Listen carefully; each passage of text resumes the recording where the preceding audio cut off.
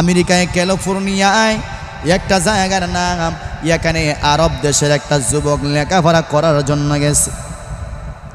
হঠাৎ করে ওই যুবকটা লেখাপড়া করার পর পাশাপাশি আসরের নামাজের পর ওই যুবকটা লম্বা পাগড়ি মাথায় দিয়া, সানগ্লাস চোখে দিয়া, লম্বা জুব্বা পরিয়া,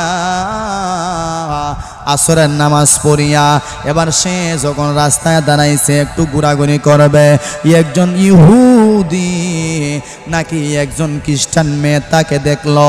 তাকে দেখার পরে অনেকক্ষণ তাকায় থাকলো।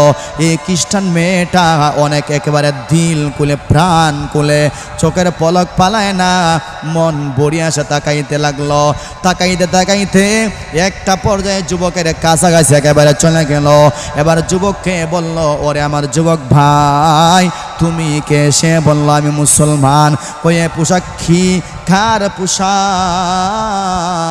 কয়ে এটা আমাদের নবীর সুন্নতি পোশাক। সুবহানাল্লাহ। ওই মেয়ে বলল, এ যুবক ভাই এই পোশাকের ভিতরে একটা আকর্ষণ আছে, একটা টান আছে। তোমার পোশাকটা অত্যন্ত সুন্দর, তোমার পোশাকটা অত্যন্ত ভালো আমার ভাইয়েরা।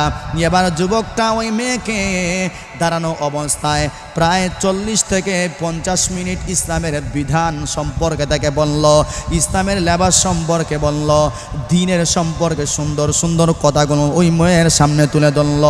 ওই তরুণীকে ইসলামের কথাগুলো অত্যন্ত সুন্দর করে শোনাইয়া দিল। মেয়েটা এবার বাসায় চলে গেল। দিলে দিলে মেয়েটা মুসলমানের প্রতি, ইসলামের প্রতি তার দিলটা নরম হয়ে গেল।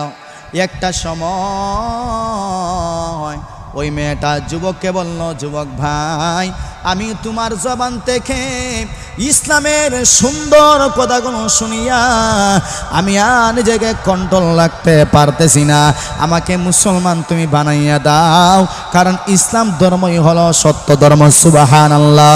ইসলাম ধর্মই হলো ভালো ধর্ম। ওই মেয়ে মুসলমান হয়ে এবার বাসায় চলে গেল। এ মুসলমান কয়েক সপ্তাহ যাওয়ার পরে ওই যুবকটা, আরব যুবকটা তার বন্ধু বান্ধবদেরকে নিয়ে তার বাসার মধ্যে বসলো। দিনের কিছু কাজ নিয়ে পরামর্শ করতেছে। গাছ তো কীরকম করতে হয়, দিনের কাজ কীরকম করতে হয়।